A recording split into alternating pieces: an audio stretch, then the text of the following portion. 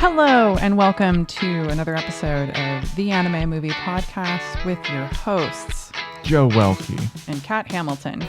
Today we're talking about Okko's Inn by Kitarou Kousaka. I can't remember. I'm really bad at it. I had to write it down and then I had to look at my notes.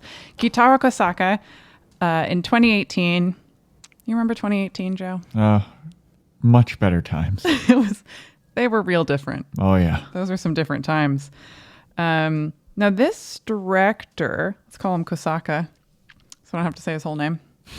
It's not even that hard. Anyway, Kousaka has been super involved with Studio Ghibli. Yeah. He's been a key animator and supervising animator and director of animation. Also worked on Akira. Mm-hmm. Just a long list of films you've heard of. Yeah, and he also was the character designer for the show Monster. Yes. Which we started and never finished because it was very long. Well, it's hard to watch on YouTube. It's hard to watch on YouTube. It's like hard to get a hold of. And we forgot what episode we were on. Yeah. I think if either of us was watching on our own, it'd be fine because you'd be like, oh, that was the last episode. But yeah. But arranging for two people to watch YouTube videos. Yeah, it's rough. It is a little rough. But yeah, he did the character design for that show. Yeah, and he directed something else, right? Was it Fear of the Heart? Called Clover. Oh, Clover, which was one I hadn't heard of before. Yeah. This movie also kind of has some Studio Ghibli vibes, but it doesn't feel like a film Studio Ghibli made, and that's partly because of the animation being very different. Yeah. Very CG heavy and a lot of very cinematic sort of rack focuses and bokeh effect and things like that Ghibli doesn't use very much. Yeah, I wrote down in my notes that the animation is the anti-Hosoda because this is so fucking shiny. Like everybody's hair has like multiple shine marks. Their eyes are huge and have multiple shine marks on them. It's so bright, so vibrant, so shiny. There were more animated sequins than I have seen since watching Who Framed Roger Rabbit. Yeah, that was pretty crazy. It was everywhere. And I actually have a phobia of sequins, but these didn't bug me because it was like vague computer generated sparkles. And I was like, oh, I'm okay with this. Because I can't see those stupid little things that look like tiny scales. Such a weird phobia. But I get, I got weird phobias too. Just imagine if they got in your teeth or something and how awful that would be. Yeah, sometimes I'll get like the thought of, if you have a fork in your mouth and you just kind of like grind it against your teeth, it's like shing. Mm-hmm. That gives me the willies. It gives me like goosebumps. But like, who wants to wear clothes that are crunchy? I have no idea. Who wants to just have like fish scales on their body made Aquaman. of metal? Sure. Aquaman. Sure, Aquaman. A lot of sparkle, a lot of like shine in the eyes. And, this is very slice of life. Yeah. I kind of wonder if it would be cute as a series where, I guess we should do a little synopsis. Yeah. Would you like to take care of the synopsis? No. You're really letting me take the wheel here. Yeah. No. So Okko is a little girl who very early on in this movie gets into an accident with her parents. Her parents are driving and then she gets into an accident. Her parents unfortunately pass away, but they want her to like take care of this inn that the grandmother runs. Beyond the grave. They want her to take care of. Yeah. She gets visions of the parents throughout the movie. But they always had these dreams of her like dancing in this festival and taking care of the grandmother's inn, or like that she will inherit it one day. And then so the parents die and so she doesn't really have anywhere else to go. So she goes to live with the grandmother in the inn. And then there's a lot of like mysterious things happening there. And paranormal activity. Yeah, some paranormal activity. There's some rivalries with other inns. Mm-hmm. There's some guests of the week that come in, which is why I think that you said that it would be like funny as a series. Yeah, you could do it really episodically and like learn a bit about these different characters' stories, because you get that a tiny bit through this. But this movie's fine. I really didn't like this movie. I figured that you might not. Yeah. There were a couple of moments that I found very charming. But I wouldn't watch it again anytime soon. I wouldn't necessarily recommend it if somebody was like, hey, should I watch it? I'd be like, I mean, yeah, why not? Yeah. And I don't hate that I watched it. I don't want my time back or anything. But you sound like you want your time back. Yeah, I'd like to have my time back. I mean, I don't know how long it was, but it didn't feel like overly long. I thought it was paced out well. I think the runtime's actually surprisingly long. Yeah, and really? I'll have to look it up. Yeah. But to me, this felt like the worst mixture of Spirited Away and Colorful. Okay, hold on one second. I'm going to get the DVD case. So this movie has a running time of... I tried to see if I could say that slowly enough to find it before I was finished speaking. But it didn't happen. 95 minutes. Oh, okay. That's actually shorter than I expected it to be. Yeah. All right. So according to the Blu-ray, it is 95 minutes long. Okay. Yeah. I mean, that's not that long. No, I don't know. 5 minutes longer than the classic David Foggiani 90-minute movie. That's true. Shout out David Foggiani. And it felt like it ended at the right time. But there's something a little lackluster about it. I think it's based on a novel, and it kind of feels like that. There's a Totoro vibe in it about just kind of being cute and just like a day-to-day going-ons, but I like Totoro more. Yeah. And this character does remind me of Chihiro, especially in the beginning, because she's really clumsy. She's like terrified of all like nature, bugs, lizards, whatever. And doesn't really know how to work hard and is just being kind of an annoying idiot. And through the film, we see how that affects her, how she works hard to try and... Yeah. I mean, it's very similar concept to Spirited Away. It's like Chihiro's parents go through... They become pigs, but like she has to go then work at an inn. Yeah, I just think that the thing about Spirited Away is that it's so imaginative. Yeah. There's so much going on. There's so much thought that went into it. There's this whole world that's built up. This is very much staying in reality with tiny little magical elements. And so there's no way I see this as an equivalent, but like it could be a very cheap knockoff. Yeah. That's why I said like the story, like if you just took the skeleton of the plot and of both Spirited Away and Okko's Inn, it's very similar, but they like where Spirited Away went in its own thing. It's like they took that skeleton and then added in this weird thing from Colorful where there's like spiritual guides. Yeah. And I hated Colorful. I didn't like Spirited Away. So combining the two for you. Combining the two negatives did not make a positive in this. Did you see the kind of Totoro elements of this too? No, I did not. Not at all? No.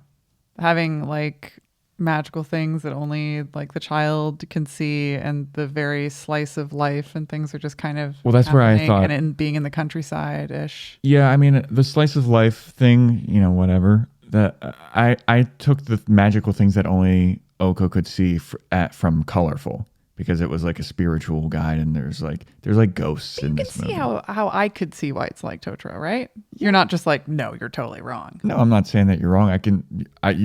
Your opinion's valid. I just don't see it. I don't see it. I don't see it. Well, I have learned in the past there's no point in trying to convince you of something. So I guess I didn't adore any characters in particular. Yeah. There were some kind of funny moments that happened in the background. There's a lot of weird sort of jokes that didn't kind of make sense or were like a bit of a reach. Yeah, I also think that there were some translation problems when adapting this script, it felt like to me.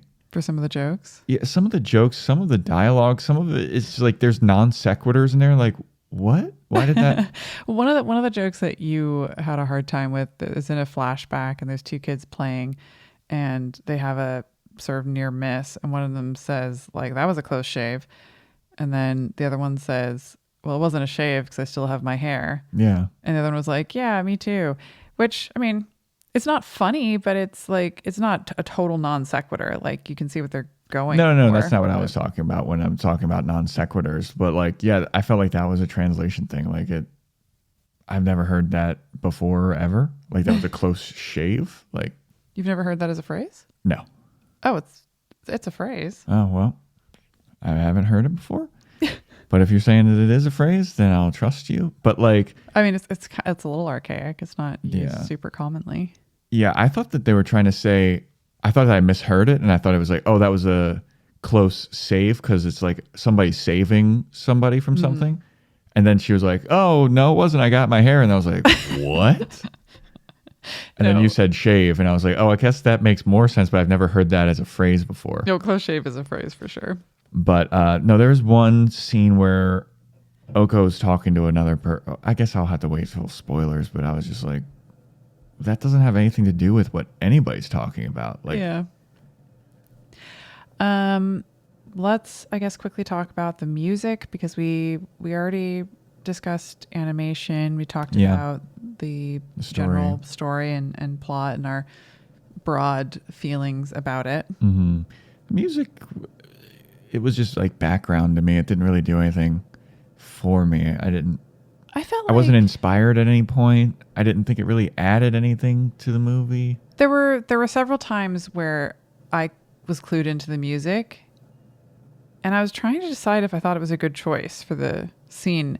And it always felt like temporary music that an editor would put on and be like, I can find something better for that later, but like for now, this kind of works. You know? Yeah. Like placeholder music. Yeah, all of it sounded like that. And sometimes like, we need to put this out tomorrow. It's like, fuck. And they go, I guess I can go like that. That's kind of how I felt about a lot of the music choices. And so, yeah, I don't know. I think that, you know, I can see some of the parallels that you're talking about with the films that you're not a fan of. Mm-hmm. I hate to compare it too closely to Spirited Away because, of course, I like that movie. I don't think this movie's that great. But are you amped to talk about it? Is there amp there for you? Well, before we get to amp and talking and go into Spoilerville, like, what did you think of the voice acting? Well, you can still tell me how amped you are. Oh, I mean, I'm not very amped. If I'm being honest, I had 2 Mountain Dews. Usually I'd be buzzing right now. I'm like, ugh. Like, I'm going to have a hard time thinking of like nice things to say about this movie. Yeah, I'm a little worried. No. I mean, it might be one of those ones where I'm just kind of like, you know, this is bad for a podcast, but I might be a little silent. I might just be like, I don't know. Like, you know, like there's not much to say. I feel from my perspective about it, like it just felt very bland. Like it was a worse version of like other movies that I've seen, which is saying something because I didn't like Spirited Away. And I'm like, this is a worse version of that to me. This is like on the same level as Colorful, maybe for me. It's like Colorful, but in a different setting and a bit more upbeat. Like Colorful was like really depressing and everybody was an asshole in it. This one, like everybody's kind of positive, but I still like, I just didn't like them. I felt like this could have been remade as a live action film by Judd Apatow. Because you have in the beginning a lot of situational comedy that you might see in one of his films. And then it tries to go into this like really heartfelt place that's kind of that like straddling the line between funny and sad and tragic and whatever that he really loves. I think it'd be better if he directed it as a live action. For the voice acting, I thought ADR was good. There were some times where I noticed that somebody had changed the way they'd said something, like said something in a slightly unusual cadence. Mm-hmm. And I was like, whoa, that actually matched perfectly with how the mouth was moving. That was very impressive. Nobody talks like that, but it kind of worked because there was already kind of an effect on that person's voice. They're kind of putting on a certain tone. But I didn't, there was no one's voice where I was like, oh, Yeah. that's a nice voice. Yeah, I felt like, I don't know, like it's a risk because we watched the dub, we watched the English dub, and I think sometimes it's a risk to have little kids do it, and it seemed like little kids were doing this dub. To me, anyway. Yeah, I mean, the voices sounded like children more than in other films I've heard. But I didn't think they were bad actors. I thought they were bad. I thought it was like a lot of the children's. I mean, I felt like a lot of the voice acting performance was like very flat. There was some of that. And there were like some awkward pauses as well. And where it's just like, within the natural flow of a conversation, there wouldn't be a pause there. And I was just like, this is weird. It just felt weird to me. Like everything was off with the voice acting. Okay. Yeah, I didn't feel that way. There was also a scene where the main character just has this like, I don't know if it's a breakdown, but she's just like doing this noise for such like 15 seconds where she's just like,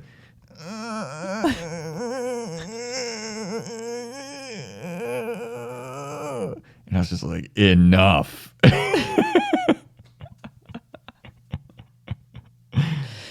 Yeah. What do you think you would do if you were some kind of a creative director in dubbing? Like how would you choose to tackle that instead of the way they did it? See, I don't know because I obviously don't know the intricacies of ADR and all of this stuff. And that could be a reason for the pauses that I thought were like, that this doesn't seem natural in the flow of a conversation. But I mean, I obviously don't know, but maybe add in one more frame of like a mouth opening and closing. So it's not like just a lull in a conversation. No, but I mean for that noise, not for the cat. Oh, for the noise? Yeah. I don't know. I wouldn't have that. Would you just make it silent and have their face just screwed up? Or would you like cut that part out where they're making the noise entirely? I'd make that part shorter. Okay. Yeah. Just curtail it a little bit. Yeah. Instead of 15 seconds, maybe 2. Okay. All right. I don't know. Should we talk about some ghosts? Yeah, let's get into some spoilery stuff. Get spoilery, ghosty spoilery. They wouldn't spoil this, right? Oh, God. They can't spoil this, right? No spoiler talk, anime movie podcast spoiler talk. All right. I have a question. Okay. I've got several, actually. All right. When her parents get into this car accident and she's the only one who survives, Mm-hmm. how does she end up on top of the car? Fucking Ghost Boy saves her. Just yanks her out. Nobody sees it happen. But he's not able to touch her. Oh, yeah, that's right. Yeah, dude, this movie's a bunch of bullshit. I did kind of like that they didn't go through a big process of telling you that her parents had died. Yeah. Like they have the accident, they have her kind of wake up in a hospital. You see the ghost boy for the first time, or she wakes up in her bed. She woke up on top of the car. But this is before she goes to her grandma's house, I'm saying. Oh, okay. I don't remember her being in a hospital. Woke up in a car. Yeah, I mean, she kind of is awake a bit to see the ghost boy, and then she passes out. And then she's like getting ready to go to her grandma's house, and she either wakes up in a hospital or she wakes up in a bed somewhere. And then she's like packing her bags, and then you see her carrying her bags up a hill. And then it's like, oh, her parents must have died in the accident. Yeah. And I thought it was nice how subtle that was. And they waited several beats before anyone was like, oh, I liked your parents so much. I'm so sorry they passed away. And then you're like, oh, okay, that's the confirmation that definitely happened. Yeah. But then every time it cuts back to these like scenes with her parents where she's either dreaming or she's imagining it or just like having these moments, a lot of those didn't make sense to me. Some did. Some were pretty straightforward and obvious, but Yeah.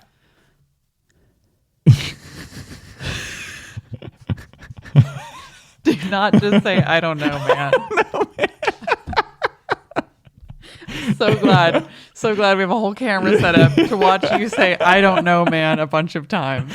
No, it's just, it was very weird when they would splice them in. Like sometimes it made sense. And then other times it was like, why is she imagining this now? Like, yeah, I think what was confusing me is she kept being like, you're alive, right? And like, they're like, yes, we're alive, of course. Yeah. And I don't know if that's because she's kind of, goes back into these dreams or these like imagination things. And she's saying, you are alive, right? Because she still has this doubt because her waking life, she knows that they're dead.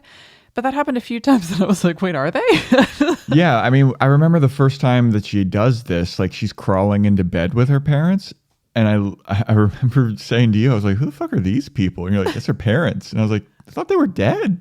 It was very confusing, but then you get the hint that like, this is her imagining it, but then she just imagines them like eating with her and stuff. And it's, I can't relate to that. Both my parents are still alive, but we've never ate together. I've never eaten with anyone before in my life. It's just very unrelatable. I can't. Yeah, I've never been in an inn. I've never eaten. There's a lot of places where there are like hot springs, and those places become like spa towns. And there's usually some hotels there, and there's a couple of places around the world where the spas are supposed to have kind of healing properties. And it kind of seems like this town where they're in, which is Haranoya, is also one of those places where the hot springs are supposed to be healing.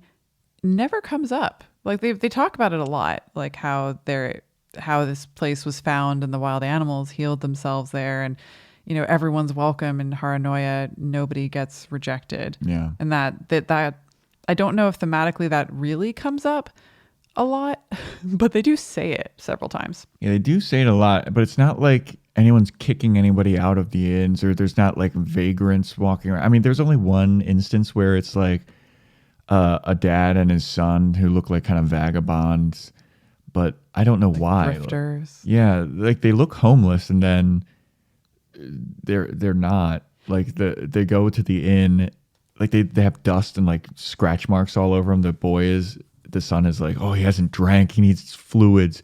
And then the girl's like, come to our inn, we'll house you.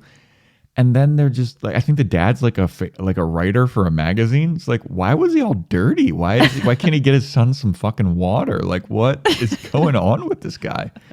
And apparently the guy had lost his wife recently, and the kid lost his mom. But maybe they just really let themselves go. Maybe, but I didn't. It's not like in the woods. Did they get rejected by every other place? And I mean, they went. And also, the guy was like, all the hotels are filled. He couldn't have tried all of them. No, yeah, because there was fucking Okko's Inn. Yeah. I guess it was called the Haranoya Inn, but then the idea is that she's later going to take it on from her grandma and kind of continue that legacy. But I just feel like they set up a few things where I was like, oh, let's see how this healing well comes into play. Does not. Yeah, it never does. And then, I don't really think that they totally had that like Haranoya, accepts everyone thing. Because there's always a moment where somebody's like, I'm not going to accept you. And then goes, well, maybe I will. Really? Who does that? That happens when that like writer guy who's decided to vagabond around for a while with his son and not give him water or whatever. She initially goes, like in her head, she's like, I can't take these guys back to grandma. She'll be so mad because look at them. Yeah. And then bunch of dirty bums, this writer for a magazine. And then is his name Oribo? Yeah, Oribo. Yeah. The ghost boy. Yeah, ghost boy who used to be friends with the grandma when they were kids. And Oribo says to her, like, you have to like invite them. And she's like, okay. And the grandma is like, yeah, come on in. And then later, the guy who was driving the truck, who that basically killed her parents, ends up at the inn with his family, and he's missing organs. He's got a bad limp and a cane. He's got a bad limp and a cane. He's missing his kidney, and according to his wife, missing his pancreas. But according to him, he still has his pancreas. Do you think it was something else that got taken out? Like, is that what they're implying? And that was one of those things where I was like, why would you? Can you live with without a pancreas? Probably. I don't know. Listeners, write in. Yeah. No. Write in. Just we get a letter. You can live without a pancreas. Huh? I know you can live without a spleen. I know that you can live without one of your kidneys too. Yeah. But pancreas, I think that you can. No, is that liver? You can lose part of your liver. Can you lose part of your pancreas? Part or all of your pancreas. Who cares at this point? How many organs could you be missing and still live? Yeah. Are you even full human anymore? Do you feel like you're missing a part of yourself if you're... So in the beginning of this, there are a decent number of like funny moments where she's starting to talk to these ghosts. And the film doesn't shy away from addressing that looks crazy. Yeah. And I kind of liked that too.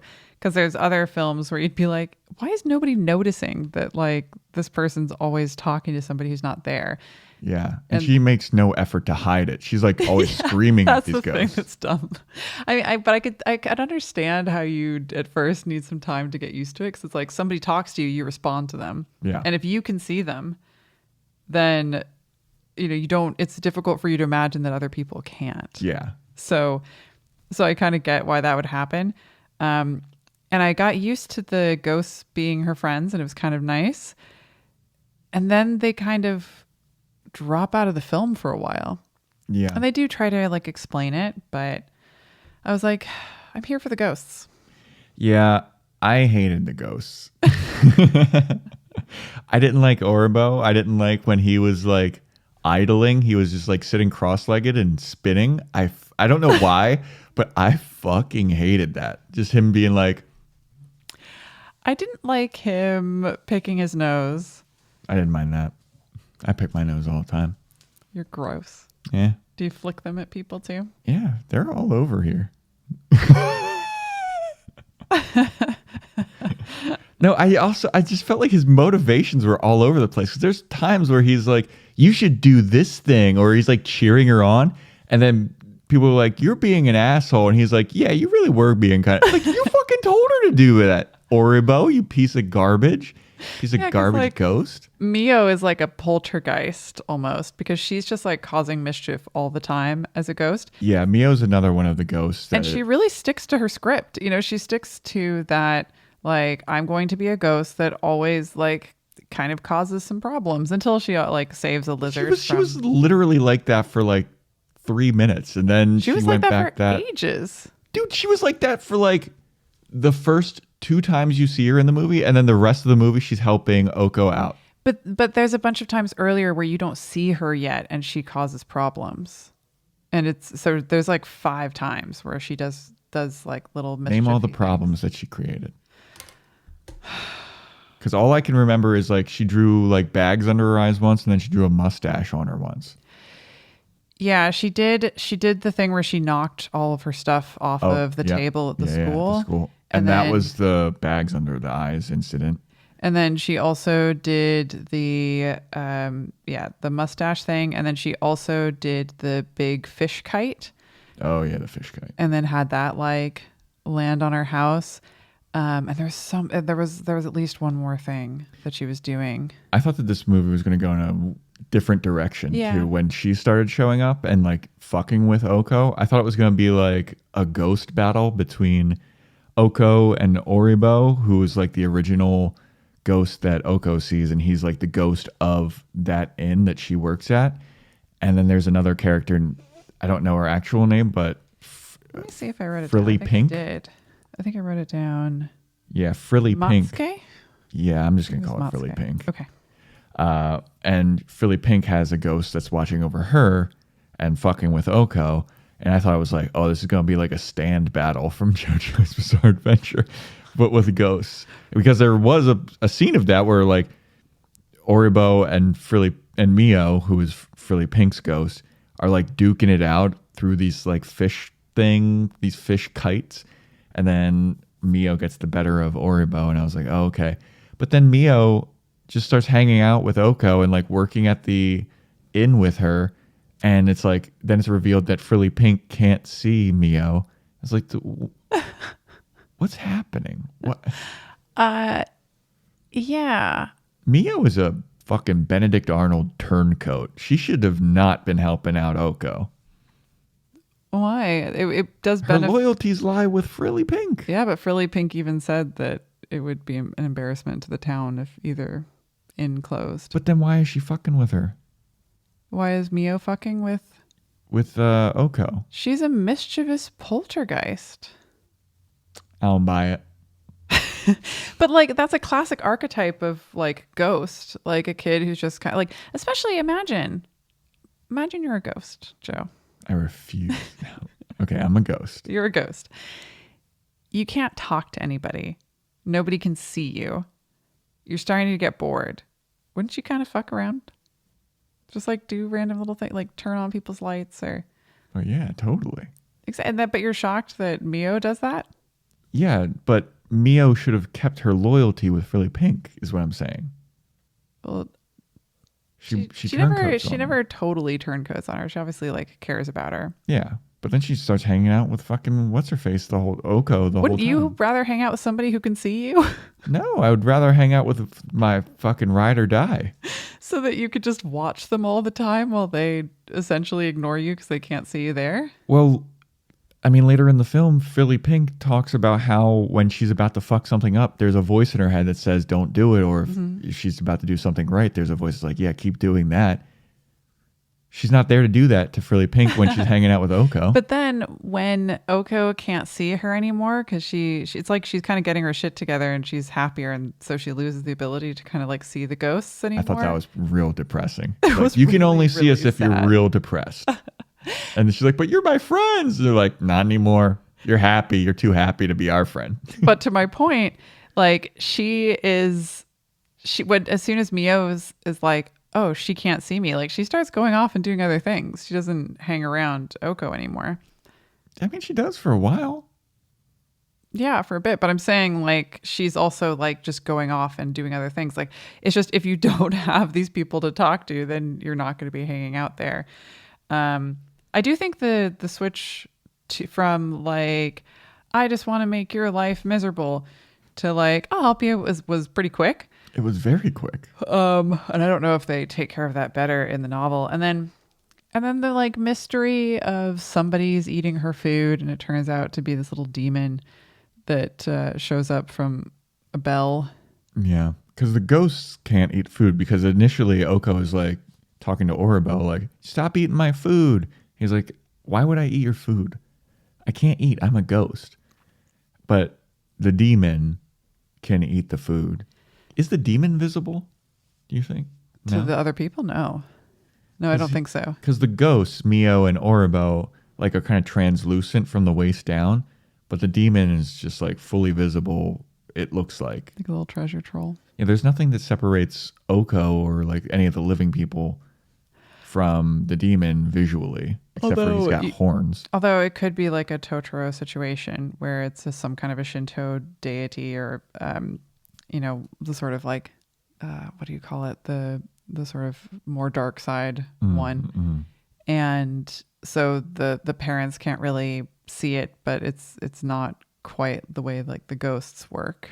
See, I just wish there was some kind of differentiation, because there is a differentiation with the ghosts, and then when there wasn't one with the demon, that's when I was like, so he can affect the physical world too. Yeah, I mean, I think they just kind of cut to a different angle, and he wasn't there, rather than actually doing the translucent thing. But he didn't do the like appearing and disappearing. It seems like he's always visible to Okko. He can't like do the disappeary thing like they can, or go partially translucent or whatever. But man, that kind of goes nowhere, except to maybe build up a little bit of mystery of like where the food's ending up. Yeah. And I just wanted a little bit more out of everything, I guess. every character that kind of comes into this, and there's actually a decent number of characters, kind of sticks around for a little while, but you could lose almost any of them. Yeah. And it wouldn't really matter too much. I guess that Okko's supposed to learn a lesson from each of them or something, but I don't. Maybe. I just don't know what she learned from. Like, I get that this is like her coming of age and learning responsibility, just like Chihiro or whatever. But I just didn't buy it. I thought it's crazy because I think this is like much worse done than Spirited Away. Wow. It's so I'm bad. pleased though, because if you thought it was on par, I'd be sad. Yeah, I mean, Spirited Away is definitely better than this. I still don't like it. But like I think this movie sucks. Like I wonder if young kids would like this. Do you think kids would yeah, maybe. enjoy it? Possibly. I mean, it is made for kids. It's not like an adult movie, I don't think. No, I guess it's family in general.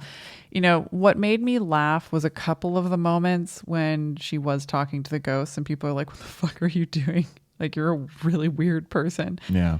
Those were pretty laugh out loud funny for me. And there was also a moment where she's being introduced to this girl, Matsuke, who is being called Frilly Pink because she wears all this like very body costumes. And she also is like very bougie and thinks herself as better than everybody else in her school. Says quotations and then who the quote is by. Yeah. And is also just like a bitch. Yeah, and they're also not very impressive quotes. No. They're like from like very like basic. She like quotes Walt Disney at one point. She quotes Steve Jobs too. Yeah.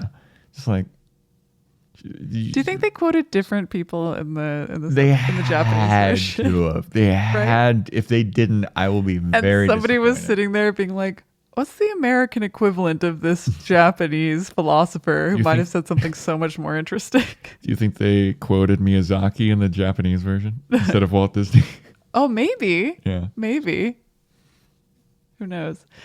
I guess we could probably find out somehow. If we wanted to. Yeah. That information's there. But and sometimes she has this like her sort of Victorian frilly collar and things like that.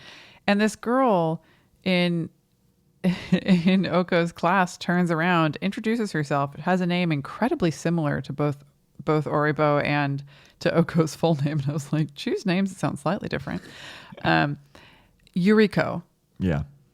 And Yuriko introduces herself, talks about Frilly Pink, and then we never see her again. And I was like, why did we learn her name? No, we see her again. We see her a couple times. We see her again? Yeah. I don't remember seeing her again or in any kind of significant way. Yeah, I mean, she's not a significant character at all. But she does show up again. And I think that there's like a party that she cooks for people, and she's there. And there's one other time where she is in the movie. Yuriko was cooking? Yeah, or she was like presenting something to her. Oh, interesting. I don't remember her ever being in anything other than the background for like the rest of the movie. But this little girl says to her, that's Frilly Pink, like watch out for her. And then the girl comes over to her, Frilly Pink girl, and Okko's like, "Oh, so you're Frilly Pink?" And she's like, "What did you call me? Are you mocking me?" And everybody in the background is freaking out. Yeah. And it is so funny. It reminds me of some of those dancing videos you see like on TikTok or something, where somebody will do a move and then this like dance crew will like go over the top in this hilarious way to like background. Do flips and like it was like an animated version of that. Yeah. And then they'd all like pause and freeze, and there'd be like another kind of faux pas or misstep between them, and the kids would go crazy in the background again. And I found that hilarious. I found it very, very funny. Yeah, to me it reminded me of that meme where there's like a kid who's like kind of like I just roasted you, and everybody in the background was like, "Oh, shit, you just called her Frilly fucking Pig, dude. Nobody does that. Like, you say that behind her back." Yeah, that was pretty funny. I enjoyed that. Yeah. Can we talk about the fortune teller for a hot second? Yeah. What the fuck was up with her? Because enters this movie with a fucking bang. Bang. There's fucking fire and smoke, and then she like reveals herself, and you think this is going to be like this big conflict or something. Let's not forget the giant fingers. Her. She's got a crystal ball, and she looks very mysterious, and you're like, oh shit, like what's this lady like? Is she going to employ some evil ghosts? Because all the ghosts so far have just been helping Okko. And then she just turns into like a fashionista, and she's like, let's go shopping, girl. What the fuck was up? What happened? Was she dreaming that? It also has like a Ferrari. Yeah. And seems to be able to buy way too much stuff. Yeah. Like that would have been so absurdly expensive. But you see that there's this like smoke and mirrors thing going on with her setup. Like the giant fingers behind her deflate as though they're like, that's those sort of Halloween or Christmas decorations that you get where it's like a blow up snowman or Santa or whatever. And they're all like that. And then they like crumple. And I was like, that is genuinely kind of disturbing. And you actually see a smoke machine. Yeah. In a number of other things. But I was like, why? So if this girl is a fortune teller and she enjoys reading her tarot cards and maybe playing it up a little bit, does she need to play it up that much for herself? Like she's by herself. Maybe she's just practicing, doing like a test run. Oh yeah, a test run for like a big show coming up, fortune telling show. Yeah, I was like, are there fortune telling shows? We also need to look up on Glassdoor like the salary range for fortune tellers, because she's got a Ferrari. She's like, they go shopping at a mall and they buy like a fuckload of clothes. She buys like this fun looking, that straw in the mall where they're drinking out of pineapples looked very fun. And then she's like, all right, it's time for round 2. I'm going to buy you some clothes, Okko. It's like, how much money are you making doing this? And I know you hated some of those outfits. Oh God, some of those outfits were atrocious. Just like all kinds of different patterns that I was just like, this is assaulting my eyes. I didn't like the way she drank champagne. Oh yeah, we don't have a cup. Do we have a cup? Do we have a cup? And as soon as I saw her do that, I tried it with my Mountain Dew, like my Mountain Dew can. I was like, oh, and it was so fucking hard. I don't know. Like that's not the proper way to hold a fucking champagne flute. She also filled it to the very, very brim. Well, she overflowed it. Yeah, I mean, and she was just like smoking a ton of cigarettes and overflowing champagne, and then just being naked in the hot spring, swimming naked in the hot springs, and she's like talking to Okko, and she's just like, "So what's up with you, huh?" Like with her boobs all out. It's like, what is up with this lady? And then she's like, let's go shopping. And I was like, all right, I'm back on board with you. I love shopping. And then Okko's like, Grandma would never let me do this. She'd be so mad at me that I let you be this generous. And, especially receiving gifts like this from a guest. And she's like, I'm not a guest. Just think of me as your new adult friend. Yeah. And I was like, I don't feel comfortable with this anymore. Yeah, I was like, what road is this going down? Is she being groomed? I don't like this. Is she about to be in Okko? That was so gross. Okko's in, get it? And she's a child. Yeah. Crazier shit's happened. Oh, God. You just made the same joke, basically, but yeah, but less, tastefully. I didn't suggest we put anything inside of a child sexually. Who said that? It was sexual. Okay.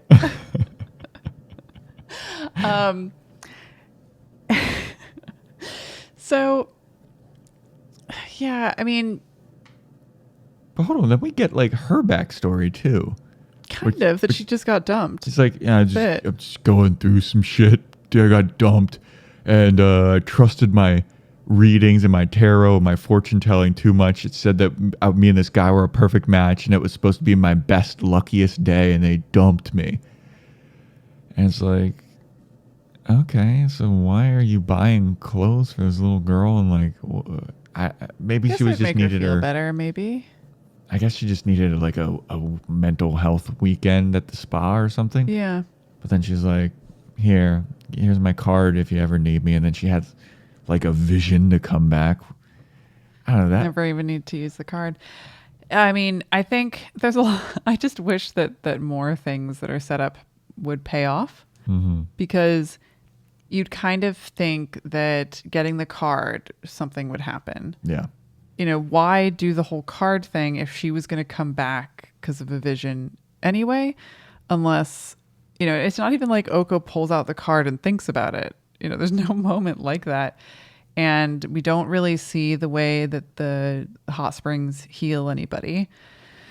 And I think that the fortune teller is the only person that we see actually get in a hot spring. In a hot spring. Yeah. She's the only one.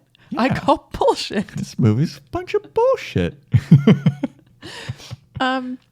You know, and I guess we have in the beginning with Okko's parents, she's watching this Shinto dance where they pick 2 children per year to do this dance, and it's to kind of thank the gods for these like healing waters and things like that. And later on we find out that that's actually also the time when spirits who are stuck in this plane can kind of move on to the next one to be reincarnated.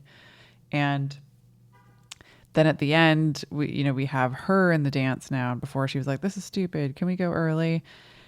You know, so it's like, I guess she's had a character arc. You know, she does seem to be, you know, a lot less annoying and is working fairly hard and trying to be a good innkeeper. She used to hate lizards. Now she can hold one in her hand and it doesn't freak her out. Yeah. Yeah, exactly. That's character That's arc. real change. Just as change you can see. As soon as she picks up the lizard, I just turned to Joe and was like, she just picked up a character arc. See that? Went from not liking the lizards, just picked one up. Now she's one with the lizards. Yeah. Yeah, what else? I mean, the little demon who is eating stuff, you know, that never really goes much of anywhere except for him to kind of announce that, you know, oh, your days with your ghosts are kind of numbered, but they hadn't really been around much anyway. Yeah, because she was getting happy and she didn't need the ghosts. And I didn't really feel like any of the ghosts got closure. Yeah. You know? Well, I feel like that the ghost of Oribo has been like haunting that inn for decades. And now he's like, all right, I can go now. And it's almost creepy. Yeah. Because he was friends with the grandma when they were kids, and then he died because he fell through a roof or something. And then he was just like, I've just been able to watch her, you know, grow up and like do all this stuff. And it's like, bro, move on. With your stupid polo shirt and your stupid pants and your dumb teeth. I hated that kid. What kind of ghosts do you think you'd be stuck with if you had to be haunted? Like, what do you think the world would just like wish upon you? I have no idea, dude. I have no idea. I'd hope it would be like some really basic chuggy girl. Just like, you get it, girl. Who would just like go around your apartment and write like love in cursive and just like, you know, Chardonnay. It's Chardonnay o'clock. Just any of those like chuggy phrases. And people would find them and be like, Joe, what is this? You'd have to explain it. Why do you think that would happen to me? Because I think that would really annoy like you. A bad person? No, I just think it would be very annoying for you. It would be insanely annoying. It would be insanely annoying. Why would that be? Like, I was thinking of these people as like guardian angels. So like Oribo was like Okko's guardian angel. Mio was Fluffy Pink's guardian angel, which was why I was Fluffy Pink. Oh, frilly pink. Whatever. You know what I mean. Cotton candy. Which is why I was like, wow, what a backstabbing ass bitch. She's now like not guardian angeling frilly pink. So I didn't like it. The non sequitur that I was talking about earlier, though, was so at a certain point, Okko confronts Frilly Pink about like, hey, have you ever seen ghosts before? And Frilly Pink is like, why are you asking me that? I'm worried about this menu that I'm doing. It's for healthy foods. And I was like, what does this have to do with, like, number one, the ghosts conversation, way more interesting. Oh, yeah, for sure. Especially if you're a kid. But she's just like, no, I have to worry about this healthy food for a healthy body. And then she goes on a lecture about like the history and the etymology of the word restaurant. It's like, this, talk about ghosts. She asked you about ghosts, and like this just came from nowhere. Have you ever seen a ghost? Have I ever seen a ghost? Mm-hmm. No. Have you? Maybe. You think you have? Maybe. I remember at my house one time, my aunt or cousin, I don't know, it was like an older cousin that like significantly older that you're just like, it's weird to call you my cousin, so you're my aunt, you know? Yeah, okay. She said that she saw the ghost of like, she saw something moving around upstairs. She's like, maybe it was the ghost of your grandmother who like, my grandmother like recently passed away. And I was like, great, that grandma didn't like me. So now she's haunting this place. She's going to fuck with me super hard. In the house I grew up in, there was this back hallway that just anyone, you didn't have to believe in ghosts. Anyone got really creepy, bad vibes going down that hallway.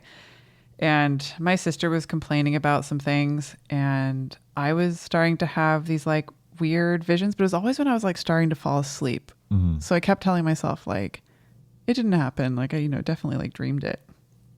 And my mom brought this psychic into our house and like had us all in the living room with the psychic. Says a lot about my mom, but the psychic was like went into my room, went into my sister's room. I hadn't said anything about any of my sort of visions. And he went down the hallway and he's like, yeah, there's some like weird energy in that hallway. And he's like, I'm not really getting much out of like Tierney's room, but I'm getting a lot out of Catherine's room. Mm-hmm. And then I was like, in my head, I was like, please don't tell them. Please don't tell them. Like, and he looked at me and he went, I won't tell them. And then I moved to my dad's house. So. And I was like, fuck living here. Yeah. Wait, please don't tell them what? What do you mean? I didn't want him to tell my sister and my mom about me seeing things or about stuff going on in my room. Okay. Why not? I didn't want to be a part of it. I didn't want to talk about it. It made me feel weird. Yeah, I mean, I could imagine seeing ghosts would be weird. I didn't want to be the ghost visions. Girl. And you're just like sitting there like... And then he went on and he was like, there's a little boy in her room. And I was like, I see a little boy. No. I was trying to fall asleep and like just staring at me. And now I feel fucking creeped out. Okay. It was super weird. Well, I'm going to have to end this podcast with you. I don't want to be haunted. That's the end of the anime podcast, as you know. I do not want to be haunted.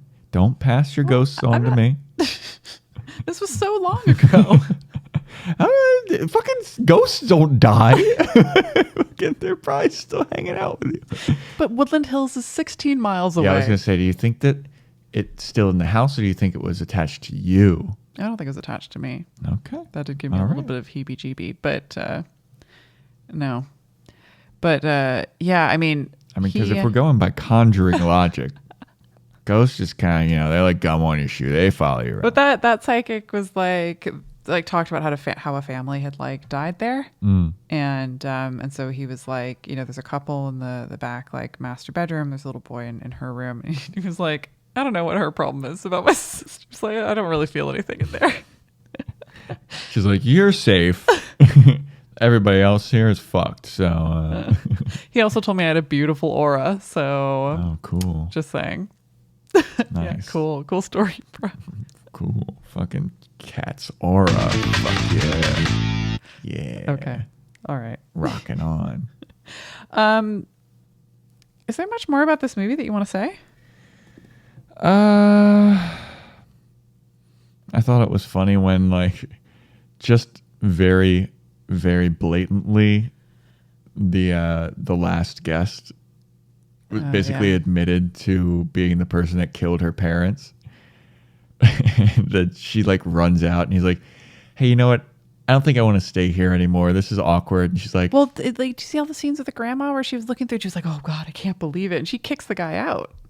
Oh, See, I didn't understand what she was looking at. Exactly. Okay. And then it was like, what happened to we accept everybody? Yeah, the hot springs. They don't accept everybody. Grandma's full of shit.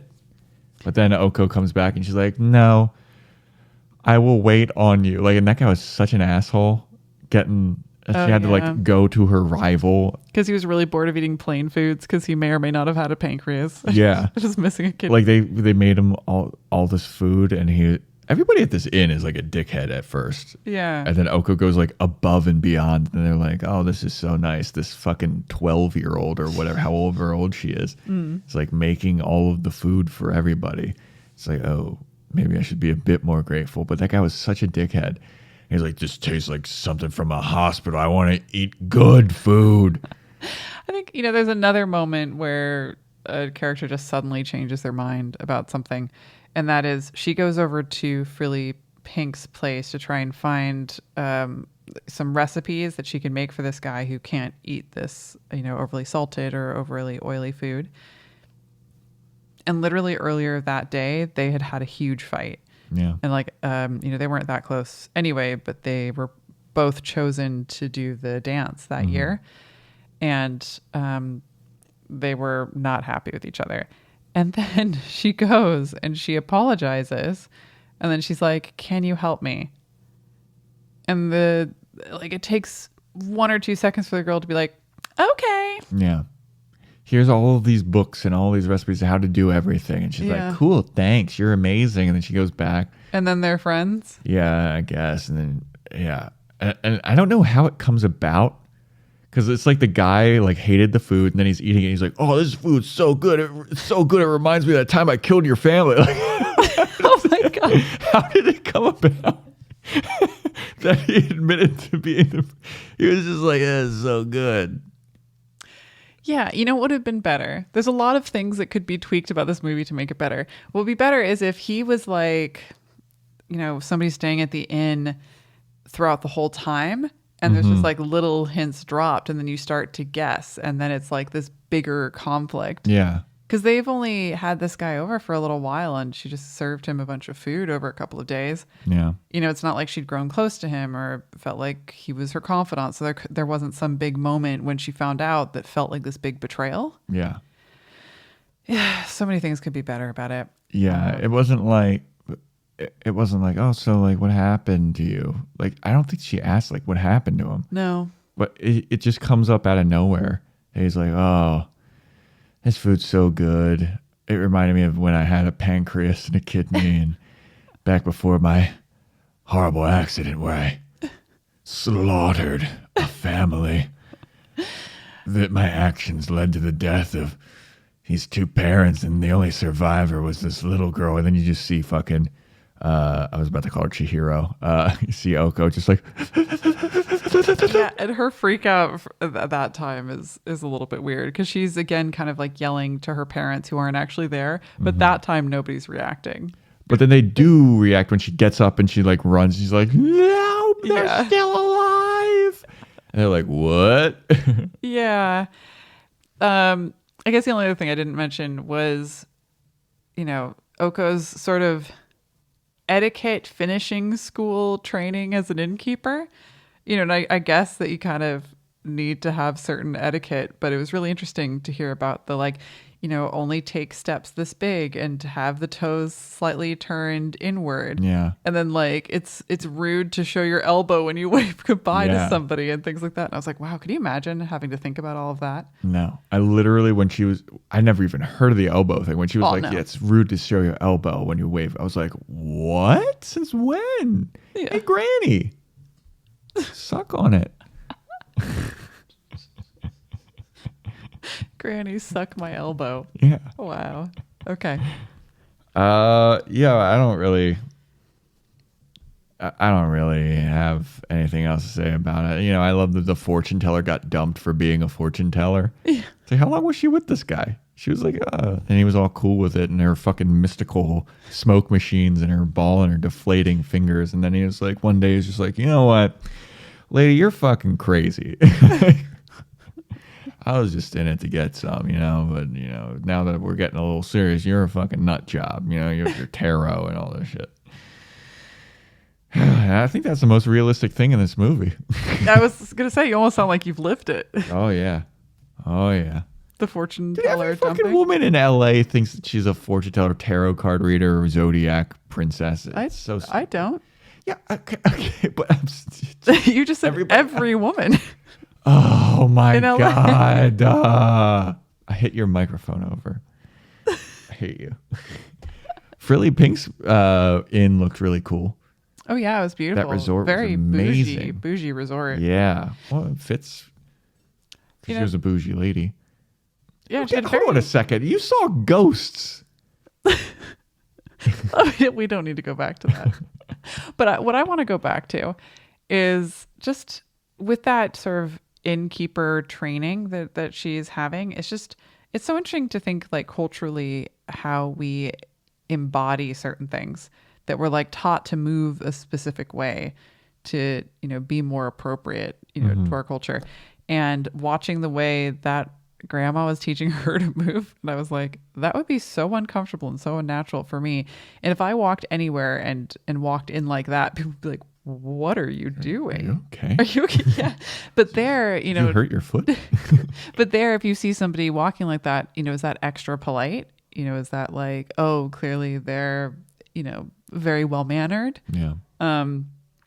And, some of the hand positions that they got into, of course, there's certain things that are going to be very anime rather than, what Japanese people do. But some of it is based off of some cultural norms. And watching this, it was one of the first times that I was like really clued into that, where they were doing some movements and embodiment that were less about like, look at me, I'm anime. And it was more about like,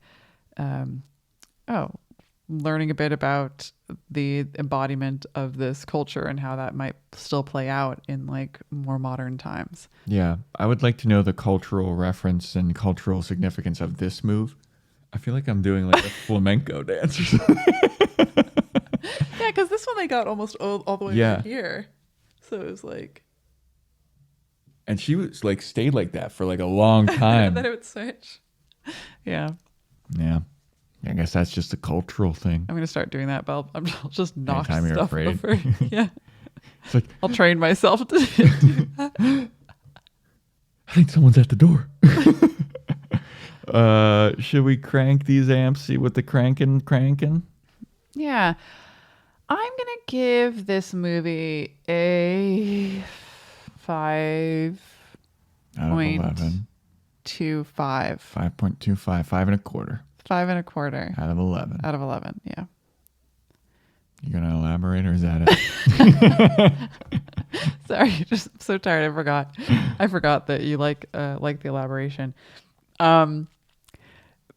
Basically, this film has some beautiful animation moments. The CG heavy stuff isn't my favorite of the styles. But there were some good transitional moments and a couple of things where I was like, oh, nicely done. Okko's in. Some of that bokeh and the rack focus was interesting to look at. But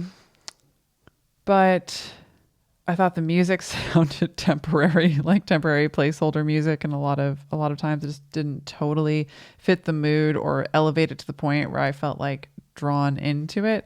I thought there were a lot of setups that didn't ever pay off. But I thought it was paced well. And, there was never a moment where I was like, oh God, I wish I was doing literally anything else right now. I was just like, I'm mildly enjoying this and occasionally rolling my eyes when something gets to be a little bit much. I wouldn't particularly want to watch it again, but there were some, funny moments.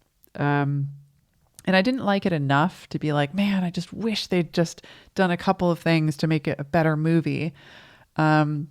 I'm kind of like, they could totally do things to make this a better movie, but if it never happens, it's not a heartbreak. I feel like that's so sad.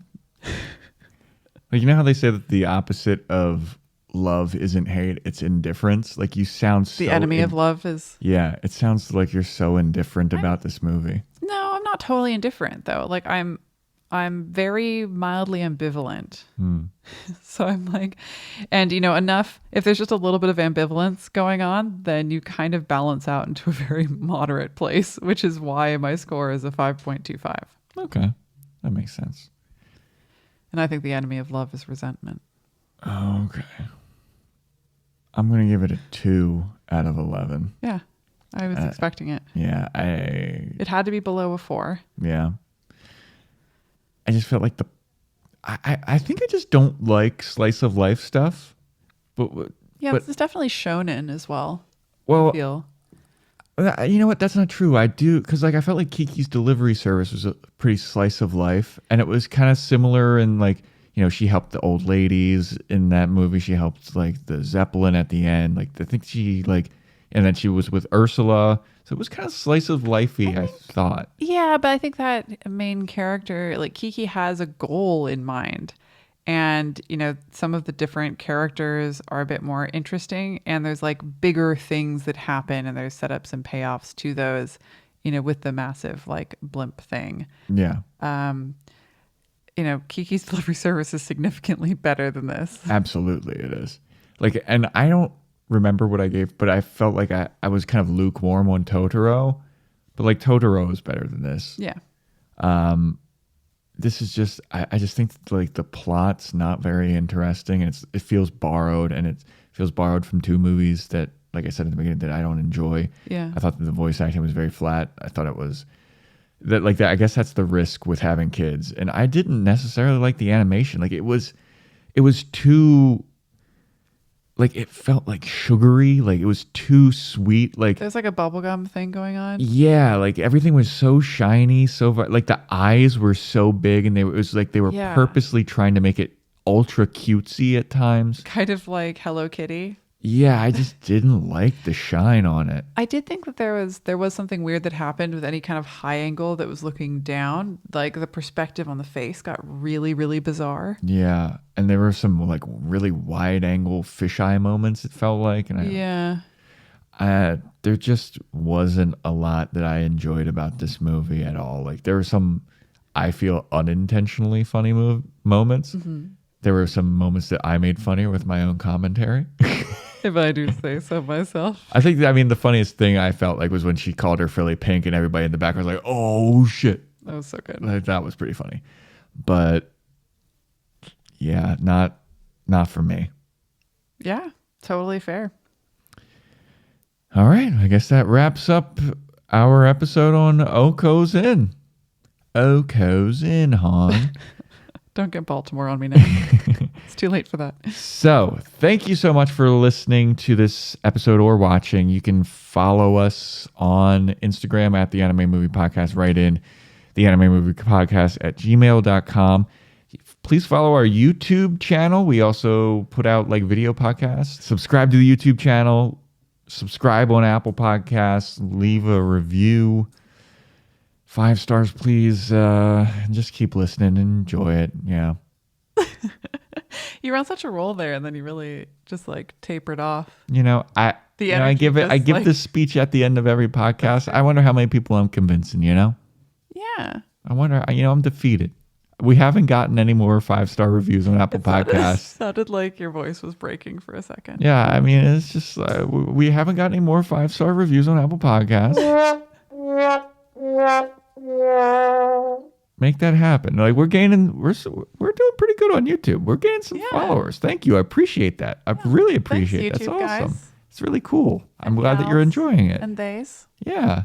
Whatever you are, whoever you are, appreciate it. Just get on Apple Podcasts. Even if you just give it a 5-star. Give it a 5-star review. Write something nice.